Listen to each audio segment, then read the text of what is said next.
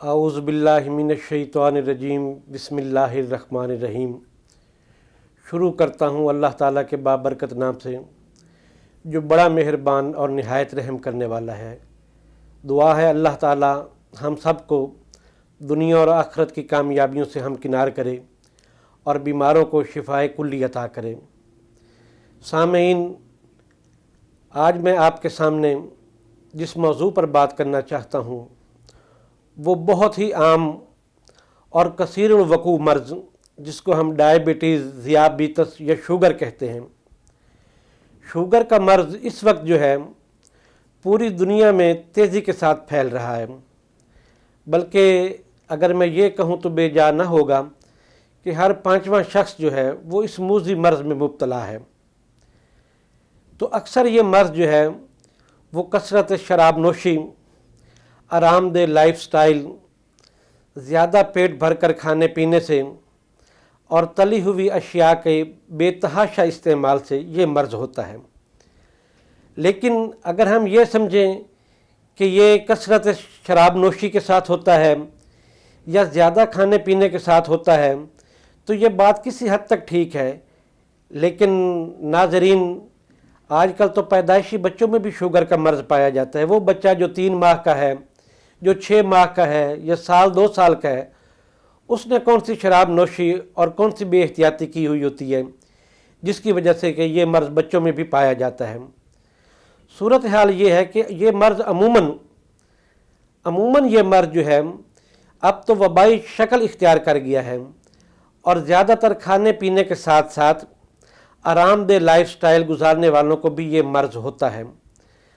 तो सामीन, सबसे पहली बात तो ये है कि जो शुगर का मर्ज़ है इसके दौरान जो है इंसान को पेशाब की ज़्यादती, मुंह का खुश्क होना, प्यास का ज़्यादा होना, बार बार पानी पीना और पेशाब की हाजत का महसूस होना, जिस्म का दिन ब दिन कमज़ोर होते जाना, जिस्म दिन ब दिन दुबला पतला होता जाता है, ये अलामात अमूमन जो है वो इब्तदाई स्टेज पे दिखाई देती हैं।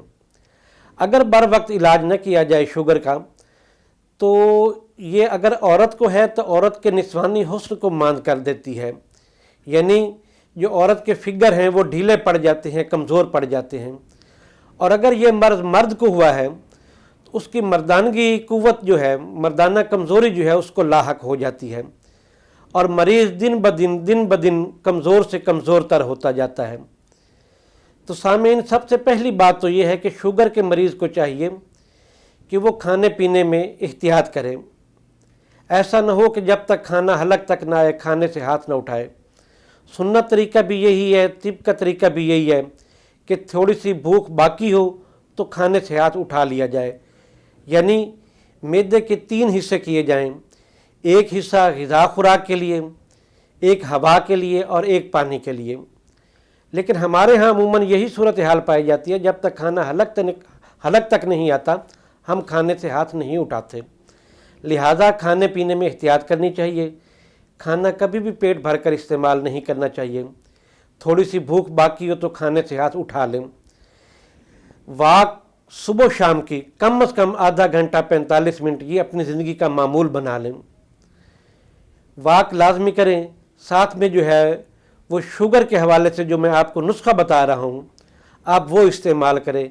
इंशाअल्लाह ताला चंद ही दिनों में शुगर आपकी नॉर्मल रेंज में आ जाएगी और आपकी असाबी कंडीशन भी पहले की निस्बत बेहतर होना शुरू हो जाएगी। क्योंकि जब शुगर नॉर्मल होती है तो ज़ाहिरी बात है इंसान की असाबी कमज़ोरी जो है वो भी बेहतर होना शुरू हो जाती है।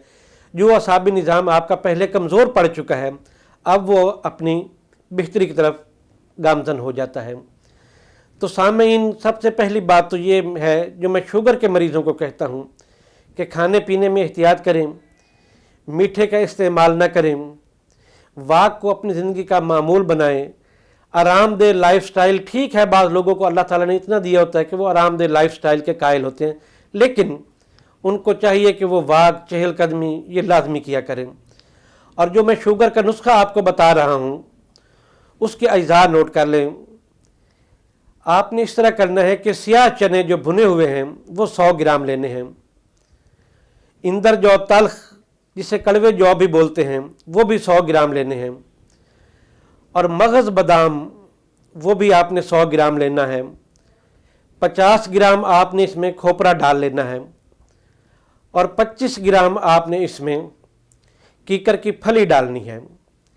इन तमाम तर चीज़ों को बारीक करके सफूफ करके पाउडर करके रख लें।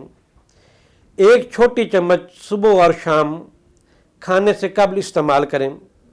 और साथ में वो लोग जो मर्द हजरात हैं जिनको मर्दाना कमज़ोरी है, वो साथ अपनी मर्दाना कमज़ोरी का भी इलाज करें, अपने असाबी निज़ाम पर भी तवज्जो दें।